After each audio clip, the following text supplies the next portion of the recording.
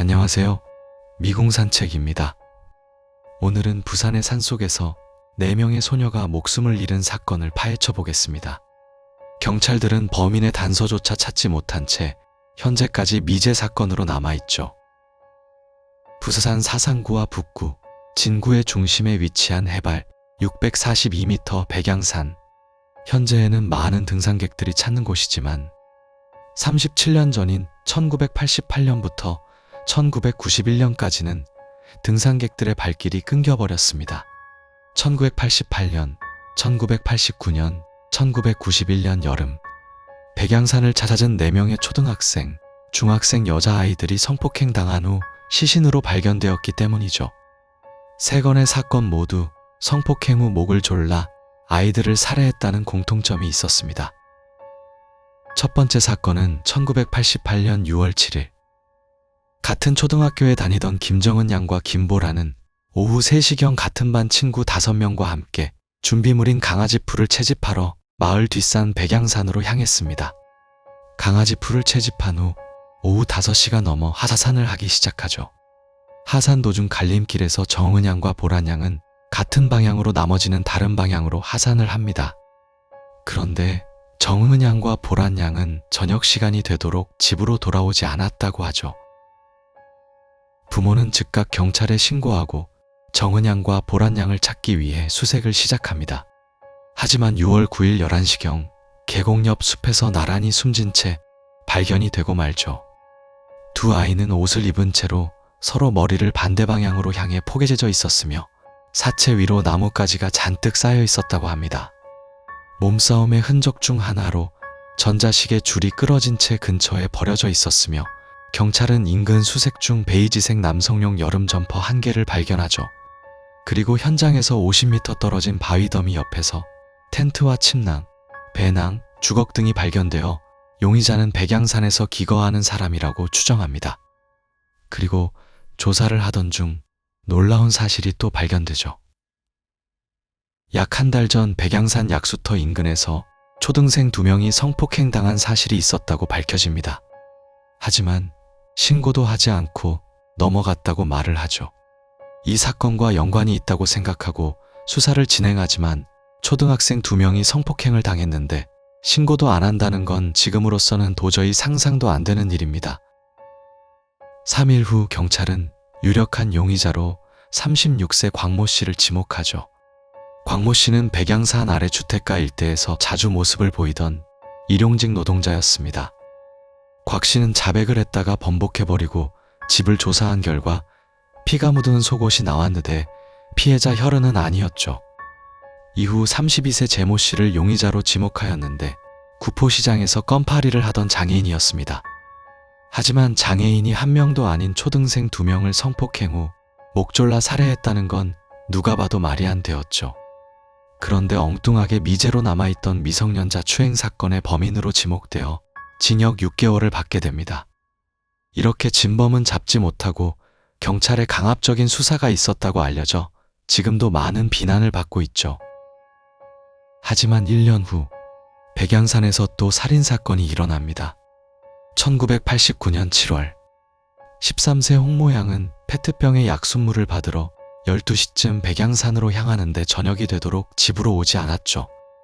가족들은 경찰에 신고하고 결국 홍모 양은 등산로 근처에서 시신으로 발견됩니다.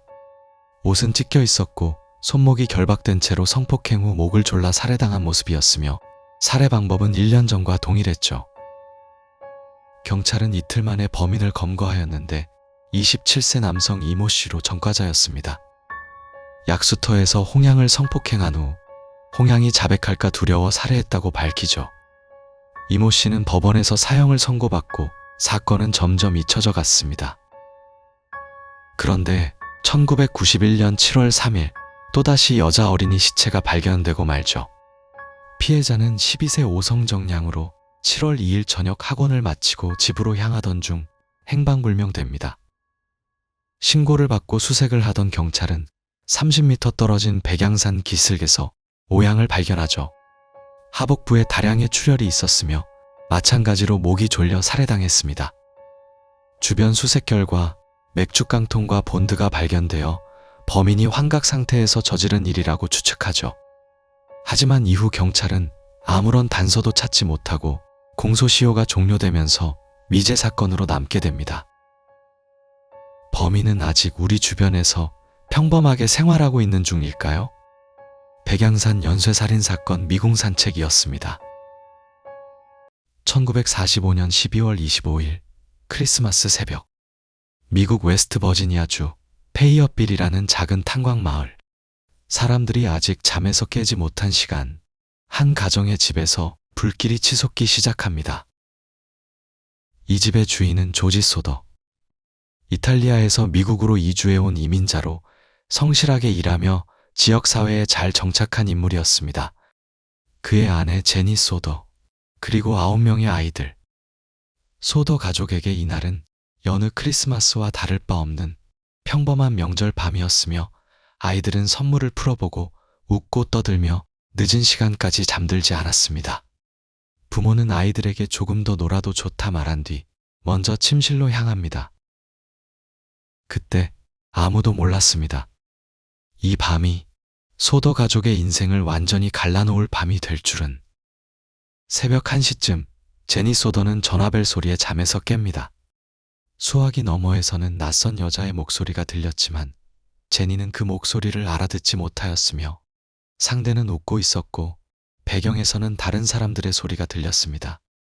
잠결에 잘못 걸려온 전화라고 생각한 제니는 전화를 끊고 다시 잠자리에 듭니다. 약 30분 뒤, 이번에는 집안에서 무언가 떨어지는 듯한 소리가 들립니다. 그리고 거의 동시에 집 아래층에서 연기가 올라오기 시작하고 불길이 번지는 걸 목격하죠.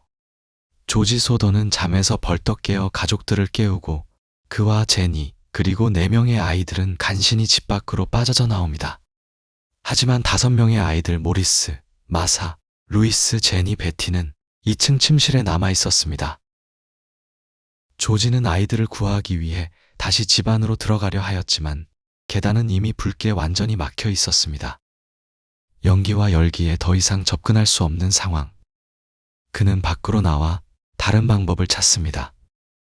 2층 창문으로 올라갈 수만 있다면 아이들을 구할 수 있을 거라 생각합니다. 그래서 늘 집 옆 벽에 기대어 두던 사다리를 찾았지만 사다리는 없었죠. 늘 그 자리에 있던 사다리가 그날 밤에만 사라졌습니다. 조지는 트럭을 이용해 2층 창문을 들이받으려 트럭에 올라탔지만 평소 아무 문제 없던 트럭이 시동이 걸리지 않았죠. 몇 번을 돌려도 엔진은 반응하지 않습니다. 전화로 소방서에 연락하려 하지만 전화선이 끊어져 있었고 나중에 조사 결과 자연훼손이 아닌 누군가에 의해 잘린 흔적이라는 사실이 밝혀집니다. 이 모든 일은 단 몇 분 사이에 벌어졌습니다. 그리고 불길은 점점 집 전체를 삼켜갑니다. 마을 소방대는 도착하는데 7시간이 걸렸는데 당시는 작은 시골 마을이었고 소방대원 대부분이 자원봉사자였기 때문입니다. 아침이 밝았을 때 소더 가족의 집은 완전히 무너져 잿더미가 되어 있었습니다. 사람들은 모두 같은 생각을 했습니다. 아이들은 불길 속에서 숨졌을 거라고. 끔찍하지만 어쩔 수 없는 비극이라고. 그러나 수색이 시작되자 이 사건은 전혀 다른 방향으로 흘러가기 시작합니다. 잔해 속에서 발견된 것은 아무것도 없었죠. 5 아이의 시신은 물론 뼈조각 하나, 치아 하나, 그 어떤 인체의 흔적도 발견되지 않았습니다. 하지만 소방서는 공식적으로 말합니다. 아이들은 화재로 사망했다. 하지만 조지와 제니 소더는 그 말을 받아들일 수 없었습니다. 일반적인 주택 화재에서 사람의 몸이 완전히 소각되기 위해서는 섭씨 1000도 이상의 고온이 오랜 시간 지속되어야 합니다. 그러나 소더 가족의 집은 평범한 목조주택이었고 화재는 그렇게 오랜 시간 지속되지도 않았죠. 게다가 잿더미 속에서는 가구의 금속 부품, 생활용품, 심지어 동물의 뼈조차 남아 있었습니다. 그런데 왜 아이들의 흔적만 완전히 사라졌을까요? 의문은 여기서 끝나지 않습니다. 사건 이후 조지 소더는 화재 이전에 있었던 일들을 하나씩 떠올리기 시작합니다. 화재가 나기 몇 주 전 집에 찾아온 보험조사원이 있었습니다. 그는 조지에게 이렇게 말합니다. 당신은 무솔리니를 비판했지. 그 대가를 치르게 될 거다. 당신 집은 불타게 될 거고 아이들도 위험해질 거다. 당시 조지 소더는 이탈리아 독재자 무솔리니를 공개적으로 비판해 왔습니다. 그로 인해 일부 이탈리아계 커뮤니티와 갈등이 있었던 것도 사실입니다. 또 다른 날에는 낯선 남자가 집 주변을 맴돌며 아이들이 불타는 걸 보게 될 거다 라는 섬뜩한 말을 남기고 사라지기도 했습니다. 사건 후 이 모든 경고가 현실이 되었습니다. 그리고 더 이상한 증언들이 나오기 시작합니다. 화재 당일 밤 집 근처에서 불을 지켜보던 한 목격자는 아이들이 불길 속에서 나오지 않았다고 말합니다. 대신 불이 난 집 근처에서 아이들과 비슷한 아이들이 차에 태워지는 모습을 보았다고 증언하죠. 또 다른 증언은 인근 고속도로 옆 식당에서 일하던 종업원은 화재 다음 날 5명의 아이들과 매우 닮은 아이들이 성인들과 함께 식사를 하고 있었다고 말합니다. 또 한 버스 운전사가 사건 당일 밤 아이들이 탄 것으로 보이는 차량이 고속도로를 따라 이동하는 것을 목격했다고 합니다. 이 모든 증언은 공식적으로 기록되었지만 수사는 더 이상 진척되지 않습니다. 시간은 흐르고 사건은 점점 사람들의 기억 속에서 잊혀져 갔죠. 그러나 소더 가족은 포기하지 않았습니다. 집 앞에는 실종된 아이들의 사진이 걸린 대형 현수막을 붙이고 아이들을 찾기 위해 노력했죠. 제니 소더는 아이들이 돌아올 때까지 절대 현수막을 내리지 않겠다고 말합니다. 그리고 1967년 사건 발생 22년 후 소더 가족에게 의문의 편지 한 통이 도착합니다. 봉투 안에는 한 장의 사진이 들어 있었는데 사진 속에는 30대쯤 되어 보이는 남성이 있었죠. 이탈리아계로 보이는 외모. 사진 뒷면에는 짧은 메모가 적혀 있었습니다. 나는 루이스 소더다. 형제들은 살아있다. 루이스는 그날 밤 실종된 5 아이 중 한 명으로 당시 나이는 9살이었습니다. 사진 속 남자의 나이와 시간 흐름을 계산하면 완전히 맞아떨어집니다. 그러나 이 사진 역시 진짜인지 조작인지 끝내 밝혀지지 않았으며 DNA 검사는 이루어지지 않았고 추적은 중단되었습니다. 제니 소더는 죽을 때까지 검은 옷만 입고 살았다고 전해지며 그녀는 한 번도 아이들이 죽었다는 말을 입에 올리지 않았습니다. 내 아이들은 살아있다. 그 믿음 하나로 그녀는 평생을 버텼습니다. 그리고 지금 사건이 발생한 지 80년에 가까운 시간이 흘렀죠. 아이들은 불에 타 사라진 걸까요? 아니면 누군가에 의해 전혀 다른 삶을 살게 된 걸까요? 여러분은 어떻게 생각하시나요? 소더 가족 영구 미제 사건이었습니다. 거인이 실존했다는 증거들이 역사 속에서 많이 발견되고 있죠. 그중 미국의 신문에 실리기까지 하였으며 거인 실존 증거를 조직적으로 숨겼다는 이야기가 있다면 믿으시겠습니까? 오늘은 이 이야기가 어디서 나왔고 기록을 따라가면 실제로 무엇이 확인되는지 알아보겠습니다. 사건의 발달은 스미소니언이 1900년대 초 미국 전역에서 수천 개의 거인 유골을 파괴했다는 것으로 시작되죠. 스미소니언은 미국 정부가 관리하는 박물관 및 연구센터로 지식의 확산과 보급을 위해 설립된 단체입니다. 미국 대체고고학 연구소에서 거인 유골을 파괴하고 숨겼다는 이유로 대법원에 스미소니언을 고소하지만 사실을 부정하죠. 하지만 재판 과정 중 스미소니언의 내부 고발자들이 진실을 밝혀버립니다. 2m에서 4m 높이에 이르는 수만 점의 인간 해골이 발굴되었고 유골들을 파괴하였다고 말하였습니다. 법원도 처음에는 고고학 연구소의 주장을 믿지 않았지만 2011년 오하이오주에서 거인의 대퇴골이 발견된 것을 시점으로 입장이 바뀌죠. 이후 법원은 스미소니언 협회에 대해 무덤을 만든 사람들의 문화와 관련된 증거의 파괴와 보통 사람보다 거대하게 큰 인간 유골과 관련된 요소와 관련된 것에 대한 기밀 정보를 공개하고 게시하도록 스미소니언에 명령합니다. 하지만 정보는 내부에서만 알고 있을 뿐이었죠. 이 사건을 다루면서 거인 유골을 발굴한 당시 상황이 뉴스로 보도된 자료도 쏟아져 나오게 되죠. 1986년 최초의 뉴스의 내용은 다음과 같습니다. 며칠 전 일리노이주 이스트 휠링 보안관의 위칸 포도밭 아래 지하에서 인간의 유골을 발견한 노동자들이 있었다.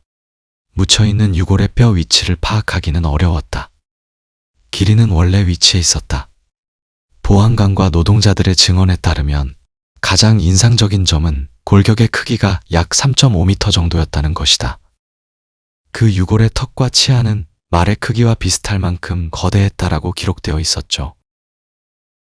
이후 1868년 또 다른 기사에서는 작업 도중 노동자들은 거대한 화강암 암석에 묻혀있는 인간의 해골 유물을 발굴했다. 이 무덤은 길이가 약 3.6m, 너비가 1.2m, 깊이가 1m였다. 거대한 인간의 유골은 완전히 화석화되었다. 머리는 거대하고 80cm 정도의 원주를 가지고 있었고 아주 낮은 이마와 신비롭게도 전체 신장은 3m 40cm였다. 1871년 기사에서는 철도공사에 참여한 노동자들은 과거에 잃어버린 아메리카 원주민 또는 잊혀진 인류라고 믿어지는 유골이 묻힌 무덤을 발견한다. 신체의 키는 아마도 3m 정도 될 것이다. 이외에도 1880년, 1882년, 1897년, 1902년 기사에서도 거인 유골 기사가 실렸으며 신문 외에도 뉴 에이지 매거진, 대중과학, 앤토니오 익스프레스에서도 동일한 내용을 다루었다고 하죠. 제임스 비에이라라는 연구원은 20년 동안 거인 연구를 하던 중 스미소니언 민족학 보고서에 유언된 사진을 발견합니다.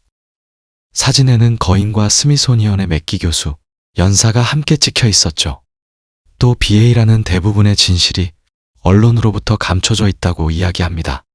하지만 미국에서는 모든 사실은 진실이 아니라며 부정하죠.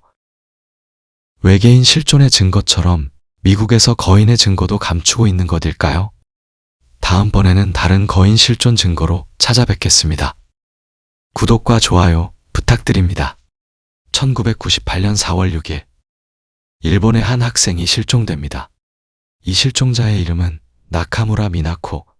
한국에 입국했다는 정황을 끝으로 26년 현재까지 어머니는 딸을 찾고 있습니다. 나카무라 미나코는 일본의 평범한 학생이었습니다.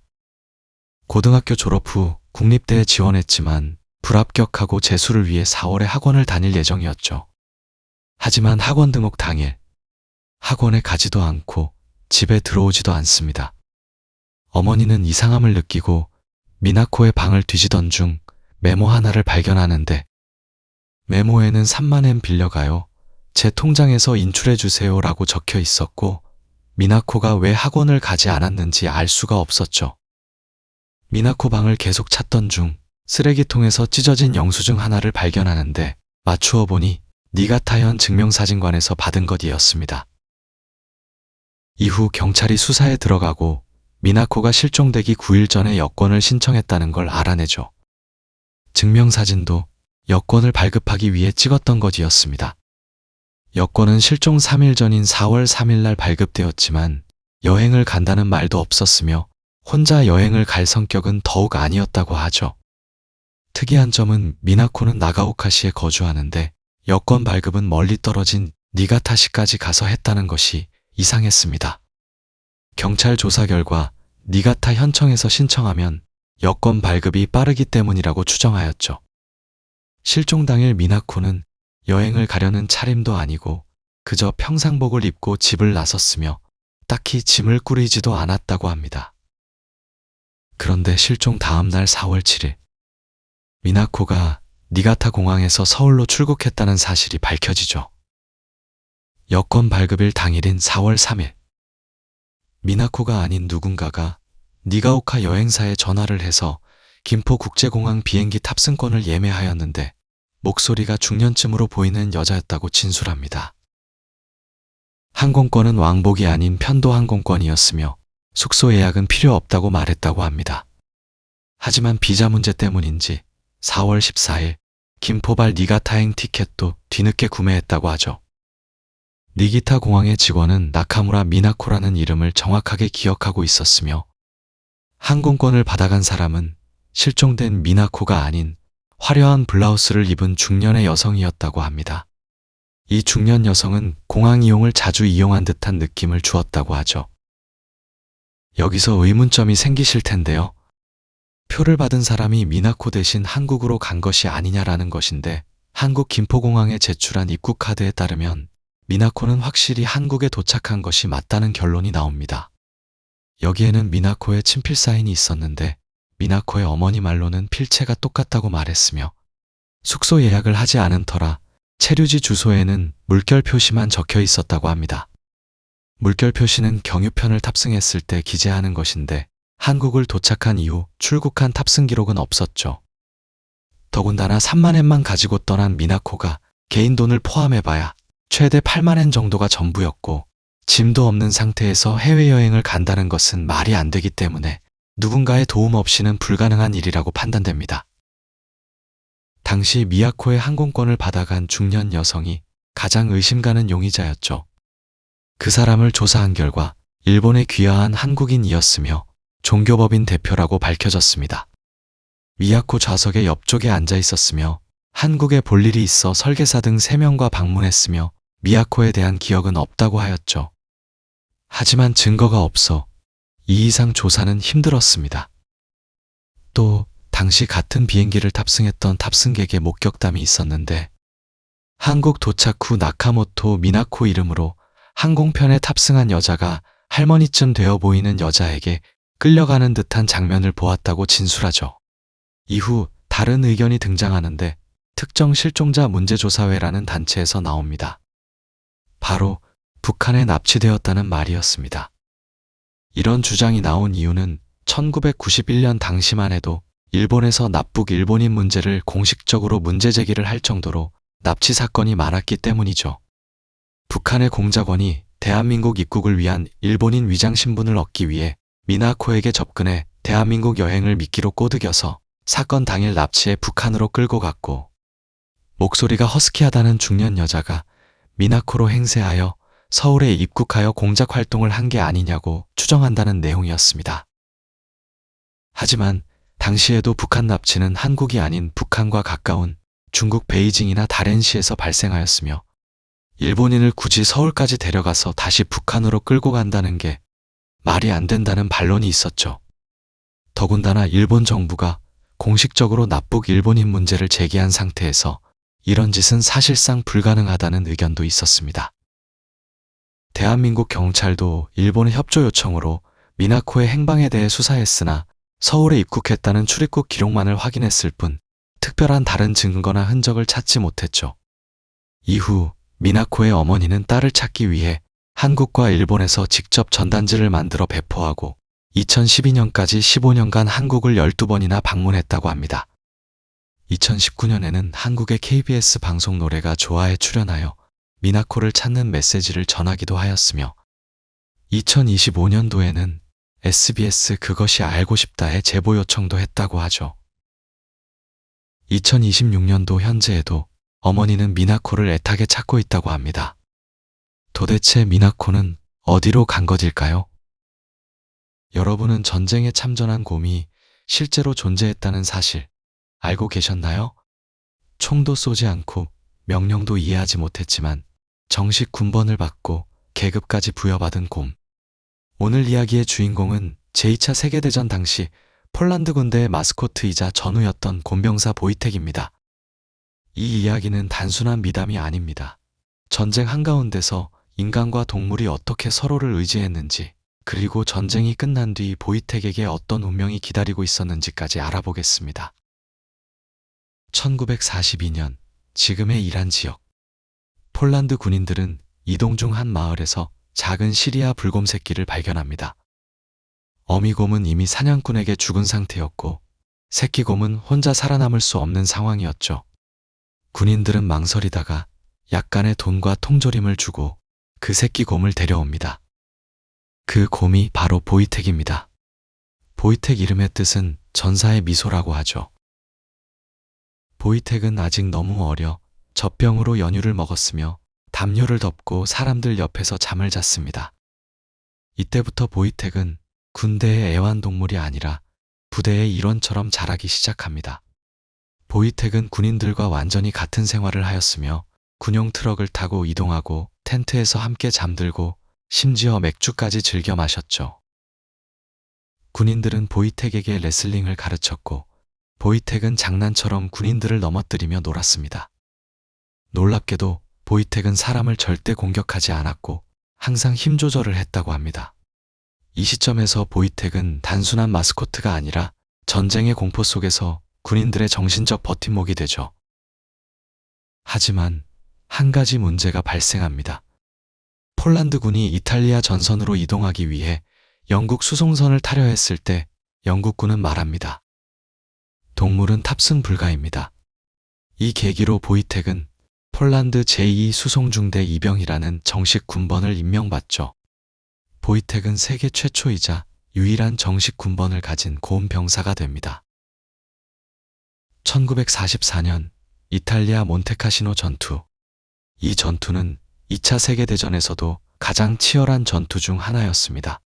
보이택이 소속된 부대는 포탄과 보급품을 운반하는 역할을 맡았으며 여기서 전설 같은 이야기가 시작됩니다. 보이택은 사람들이 포탄 상자를 나르는 걸 보고 그대로 따라하기 시작합니다. 두 발로 서서 포탄 상자를 끌어안고 운반하며 부대의 핵심 병사로 자리를 잡죠. 보이택은 한 번도 포탄을 떨어뜨리지 않았고 겁에 질리지도 않았습니다. 이 모습은 전선에 있던 모든 병사들에게 큰 사기를 불어넣었으며 이후 부대의 공식 마크는 포탄을 든 곰으로 바뀝니다. 전쟁은 끝났지만 보이택의 삶은 변화를 맞이하게 됩니다. 폴란드 군인들은 공산화된 조국으로 돌아갈 수 없었고 영국에 머물게 됩니다. 보이택 역시 영국 스코틀랜드로 이동합니다. 하지만 군대는 해산되고 보이택은 더 이상 부대와 함께 살 수 없게 되고 결국 보이택은 영국의 에든버러 동물원으로 보내집니다. 영어를 구사하는 영국인들 말에는 반응이 없었지만 폴란드 군인들은 자주 찾아와 보이택을 불렀고 보이택은 그들의 목소리를 알아보고 일어나 인사했다고 합니다. 보이택은 1963년 약 21세의 나이로 생을 마감합니다. 그의 죽음은 크게 알려지지 않았지만 현재 폴란드와 영국 곳곳에는 보이택 동상이 세워져 있으며 그리워하고 있죠. 역사상 처음이자 마지막 곰병사 보이택이었습니다. 구독과 좋아요 부탁드립니다. 이집트는 어떻게 만들어진 것일까? 많은 사람들이 의구심을 품고 외계인이 만들었다는 말까지 나오는 주제 중 하나입니다. 하지만 많은 가설들 중에서도 가장 신빙성 있는 주장은 바로 거인설이죠. 이유는 수많은 증거가 남아있기 때문인데 최근 새로운 증거가 추가로 발견됩니다. 이집트 벽돌의 무게는 평균 2.5톤이며 최대 무게는 60톤에 달한다고 합니다. 기계 문명이 없던 시절 아무리 많은 사람들이 힘을 모아도 옮기는 건 불가능하며 이 벽돌로 건축을 했다는 건 더더욱 말이 안 되죠. 더욱 놀라운 건 피라미드는 현재 기술로도 건축이 불가능할 만큼 과학적이고 정교하게 만들어졌다는 점입니다.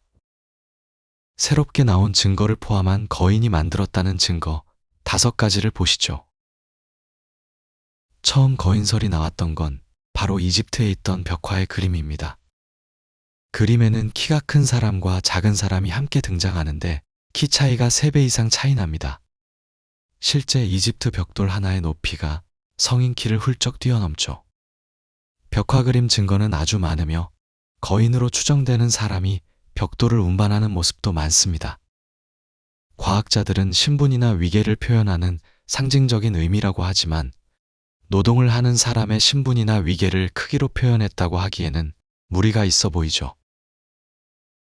두 번째 증거는 피라미드 지문입니다. 지문의 크기로 추정한 손가락의 크기는 30cm 정도라고 하는데 성인 손가락이 10cm 정도이니 3배 이상 차이가 납니다. 또 다른 증거는 2012년 고분 속에서 발견된 손가락 미라입니다. 공개된 손가락의 길이는 38cm로 사람의 유골이 맞다는 감정서와 엑스레이 촬영 사진까지 있죠. 손가락 길이로 추정한 키는 4m 50cm라고 합니다. 네 번째는 스핑크스 건축 시기입니다. 스핑크스는 높이 20m, 길이 73m에 달하는 미스터리 건축물이죠.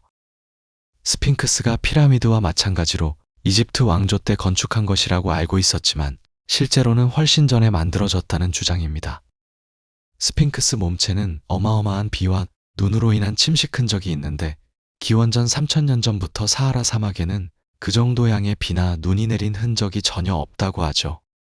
빙하기가 끝난 7000년 전 무렵이나 그 이전 고대 문명에서 건축했다는 주장입니다. 마지막으로는 25년 10월에 발견된 고대 석상입니다. 지금으로부터 약 4400만 년 전에 제작되었으며 커다란 남자와 작은 여자가 함께 서 있는 모습이죠. 또 다른 석상에는 커다란 사람 뒤에 소녀가 다리를 붙잡고 있습니다. 이처럼 여러 가지 증거가 거인설을 뒷받침하고 있으며 거인 증거는 이집트뿐만 아니라 세계 곳곳에서 발견되죠. 지금까지 미궁산책이었습니다. 사람의 몸이 저절로 불에 타 신체가 잿더미로 변해버리고 맙니다. 인체발화는 인체에서 아무 이유도 없이 불꽃이 일어나 순식간에 몸을 태워버리는 미스터리한 현상이죠. 이 현상에 대해서는 수백 년 전부터 현재까지 증거와 기록만 수백 개가 넘으며 사망자와 생존자도 존재합니다. 인체발화 사건의 특징은 몸체를 재가 될 정도로 태울 뿐이며 그 주변 화재로까지 이어지지는 않는다는 것이죠. 그리고 몸통을 제외한 팔, 손가락, 다리 끝부분은 멀쩡하다는 특징이 있었습니다. 대표적인 세 가지 사건을 보시죠. 이 여성은 메릴이죠. 플로리다주에 거주하는 여성이며 제의 여인이라고 불립니다. 1951년 7월 1일 평소에도 건강하던 그녀는 다음날 아침 발 한쪽을 제외하고 잿더미가 된 상태로 발견되고 맙니다. 즉각 신고를 하고 현장 조사를 하지만 의문점만 늘어날 뿐이었죠. 시신이 재로 변할 만큼 발화가 일어났는데 주변에 있는 가연성 물질은 멀쩡하였으며 주위에는 연료원조차 하나도 없었습니다. 두 번째는 옥츠키 부인 인체발화 사건입니다. 1979년 추수감사절 옥츠키 부인은 스키장에 놀러 간다는 아들 프랭크를 배웅하고 집으로 돌아왔죠. 다음 날 프랭크의 전부인 셀리가 집을 방문하였는데 자욱한 연기를 보고 소방서에 신고를 합니다. 소방관이 집으로 들어서자 매우 덥고 연기가 났지만 역한 냄새는 나지 않았다고 했죠. 그런데 방을 들어가서 끔찍한 장면을 목격하고 맙니다. 무릎 위로 모두 타버린 채 재로 변한 옥츠키 부인을 발견하고 만 것이죠. 소파 주변에는 잿더미가 쌓여 있었으며 옥츠키 부인이 평소 하고 다니던 다리 보조 장치를 보고 확신을 했다고 합니다. 이 사건도 주변 사물은 멀쩡하다는 점이 특이했죠. 세 번째는 헬렌 코네이 인체발화 사건입니다. 1964년 11월 8일 당시 51세였던 그녀는 손녀 스테파니와 집에 있었으며 2층에 있던 코네이는 몸이 불편하였고 필요한 것이 있으면 종을 울려 손녀를 불렀다고 합니다. 할머니가 종을 울려 필요한 것을 갖다 주고 스테파니는 1층에서 TV를 보고 있었는데 약 3분 뒤 지나가던 주민이 2층에서 불길이 나는 것 같다고 말을 하죠. 현장에는 코네이 부인의 몸통이 완전히 타버렸으며 손목에 차고 있던 팔찌만 남아 있었다고 합니다. 마찬가지로 방 안의 물건들은 멀쩡하게 있었죠. 인체발화 사건의 공통점은 7가지가 있는데 백인, 60세 이상, 대다수 여성, 비만, 온전하게 보존된 다리나 손끝, 술을 마신 직후, 발화 순간에도 화염이 보이지 않는 경우가 있다고 전해지죠. 생존자 캐서린 실버우드. 당시 상황을 이렇게 설명합니다. 타는 냄새를 맡고 깨어났으며 거울을 본 순간 자신의 팔과 다리에서 연기가 피어오르는 것을 보았다. 실버우드는 곧바로 욕조에 몸을 담갔고 몇 분 뒤 걸어 나오려는 순간 엄청난 고통을 느끼고는 쓰러졌다.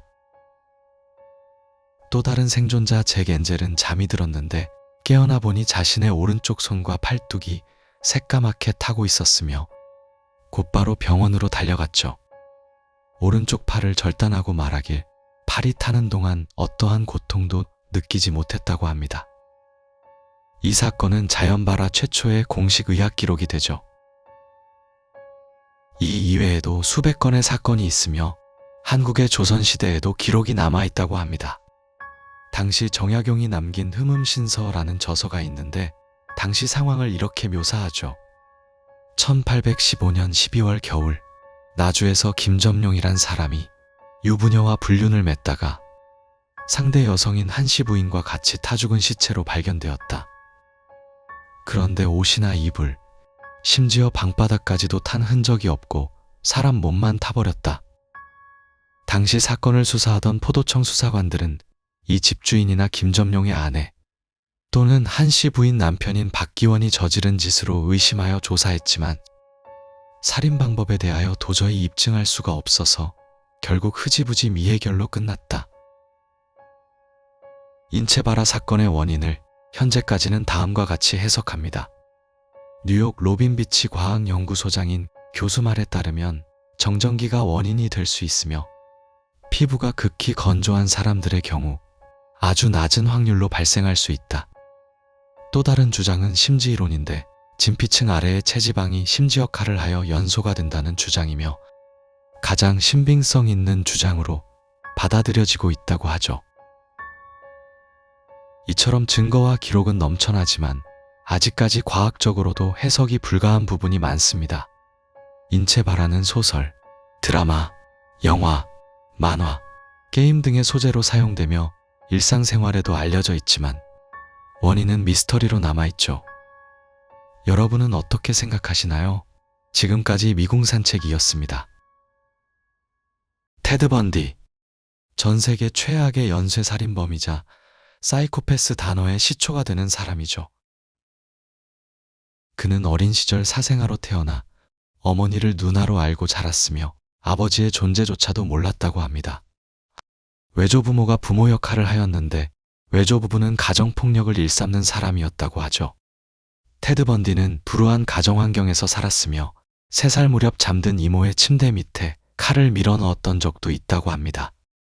학창시절에는 내성적이었지만 친구들의 말에 따르면 인정받고 싶어하는 욕구가 매우 컸으며 사납게 역정을 내는 성격 탓에 교사들도 무서워했습니다. 워싱턴 대학교를 나온 엘리트였으며 심리학을 전공하여 사람들의 심리를 잘 이용하였죠.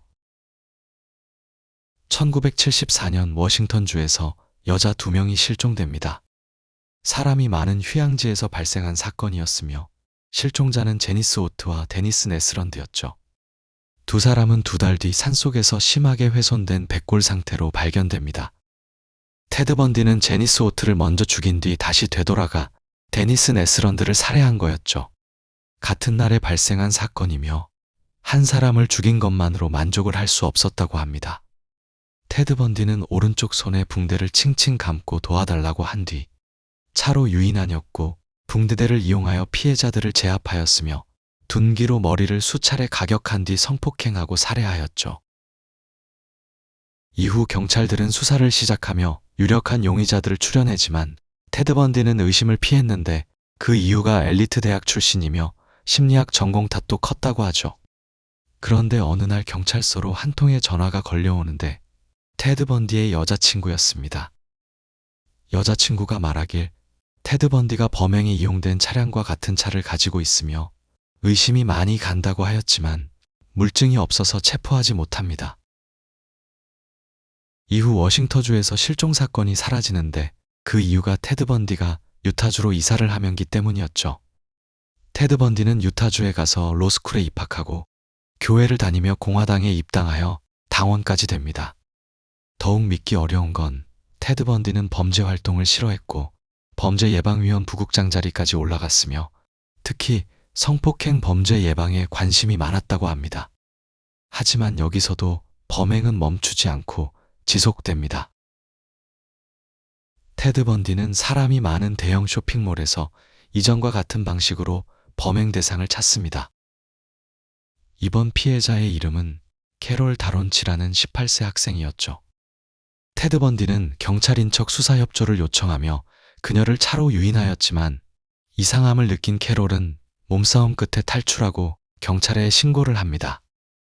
더욱 웃긴 건 테드 번디는 피해자를 놓친 후 바로 고등학교로 가서 범죄를 저지르죠. 이후 테드 번디는 도로가에서 교통경찰을 보고 도망가다 잡히고 마는데 경찰이 수색 중 수상한 물건들을 발견하고 체포합니다. 경찰서에서는 캐롤을 불러 실제 범인이 테드 번디라는 확인을 하죠. 이후 워싱턴주에 일어났던 사건까지 수면에 오르고 이전의 사건들의 용의자로 지목받으며 재판을 시작하게 됩니다.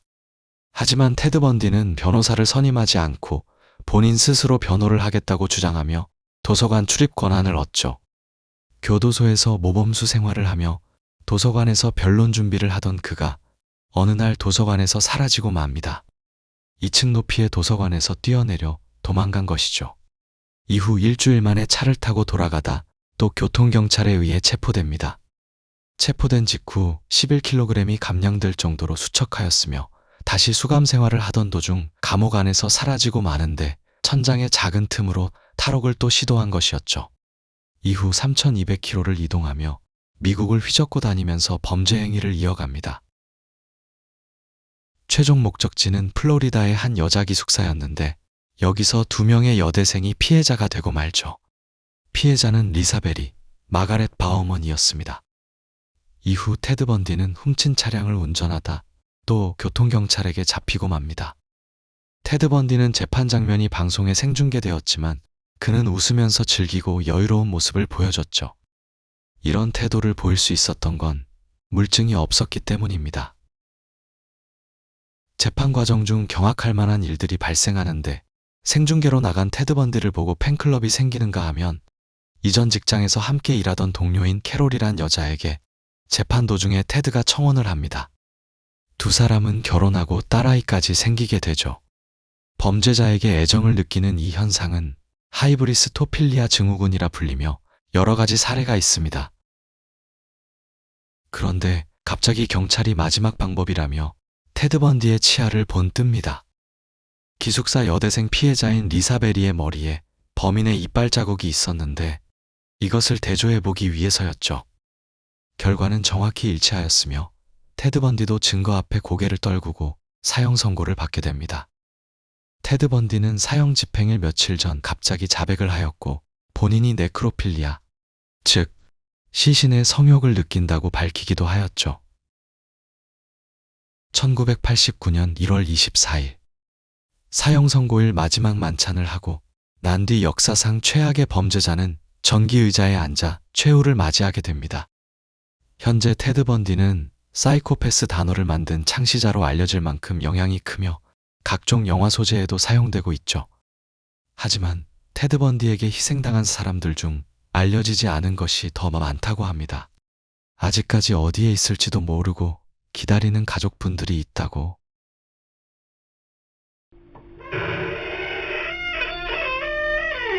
안녕하세요. 미궁산책입니다. 이번에는 실종 8년 만에 바다 한가운데서 미라로 발견된 항해사와 의문점을 파헤쳐 보겠습니다. 2016년 2월 필리핀 어부인 크리스토퍼 에스카르테는 바다에서 작업 중 멀리 떠있는 요트 한 대를 발견합니다. 요트는 필리핀 바로보 해변에 100km 떨어진 곳에서 발견되었죠. 바다 한가운데서 움직이지도 않고 돛이 부러진 채 멈춰 있었으며 이상함을 느낀 어는 요트로 다가갔고 거기에서 시신 한 구를 발견합니다. 시신은 미라 상태로 부패된 상태였죠. 이 시신의 정체는 만프레트 프리츠 바이오라트, 독일인 항해가로 수십 년간 전 해역을 누빈 베테랑이었습니다. 그의 항해에는 늘 아내가 함께 있었지만 2008년 이혼 후 홀로 바다를 나섰으며 2009년부터 가족을 비롯한 모든 지인들과 연락이 끊겼다고 하죠. 조사 결과 여러 가지 사실이 밝혀지는데 사인은 심장마비로 죽은 지 고작 7일밖에 안 되었다는 것이었습니다. 시신이 미라화된 것은 건조하고 염분이 많은 바람, 높은 온도 조건 때문이라고 추측하지만 실제 미라가 형성되기에는 바다 위는 완벽한 조건이 아니었기 때문에 많은 추측들만 남발했죠. 요트 안에 아내를 향한 진심이 담긴 편지 하나가 발견되었는데 내용은 이러했습니다. 30년간 우리는 같은 길을 함께 걸었다. 그런데 악마의 힘이 생존의 의지보다 강했다. 당신은 떠났다. 당신의 영혼이 평화와 함께하길. 당신의 만프레드. 아내를 그리워하며 작성한 마음이 느껴집니다. 바요라트가 죽은 지 오래된 것이라고 주장하는 사람도 있지만 그러면 그 긴 시간 동안 요트가 멀쩡한 것도 설명이 안 된다고 하죠. 지금까지 미궁 산책이었습니다. 세계에서 가장 신비한 곳, 첫 번째는 중국의 장예 단샤입니다. 이곳은 장예 단샤 국립지질공원으로 아름다운 색상의 암석 지형이 자리 잡고 있습니다. 이 국립공원은 중국 북서부 간수성 장예시 근처에 위치하고 있으며 2011년 11월 국립지질공원으로 지정되었죠. 영상에서 보시는 것처럼 다채로운 색상의 암석은 중국에서 가장 아름다운 지형 중 하나로 선정되었으며 관광 명소로 많은 사람들이 찾는 곳이 되었습니다. 이 지형은 2400만 년 이상의 기간 동안 사암 및 여러 광물로 구성된 지질의 퇴적작용으로 만들어졌다고 하죠. 두 번째는 세계의 지붕이라 불리며 해발 5000m가 넘는 타지키스탄의 파미르 고원입니다. 중앙아시아에 위치하는 파미르 고원은 히말라야, 텐산, 카라코람, 힌두쿠시 산맥 등 지구상에서 가장 높은 고산지대가 모여서 이루어진 곳으로 영상에서도 그 웅장함이 느껴지죠.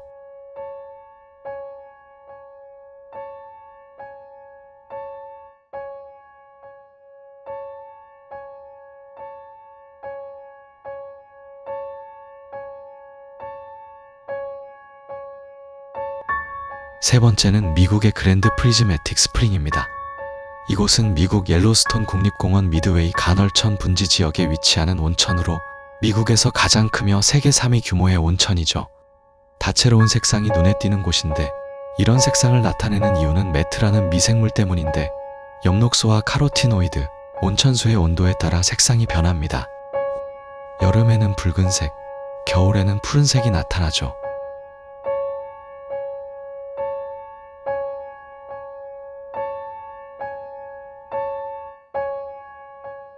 네 번째는 투르크메니스탄의 지옥문입니다.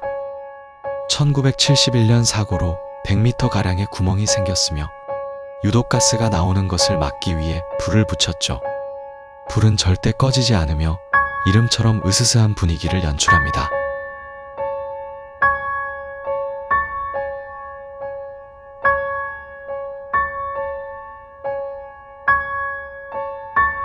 다섯 번째는 볼리비아의 우유니 사막입니다.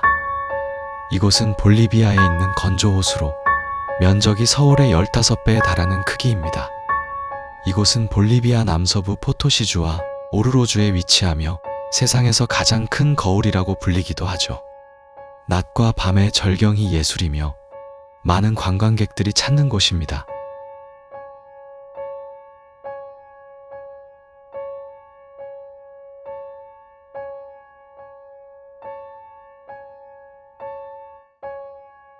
여섯 번째는 뉴질랜드 와이토모 반딧불 동굴입니다. 이곳은 뉴질랜드 북섬 와이토모에 위치하며 반딧불들이 만들어내는 장관은 말로 표현할 수 없죠. 자연의 경이로움 그 자체입니다.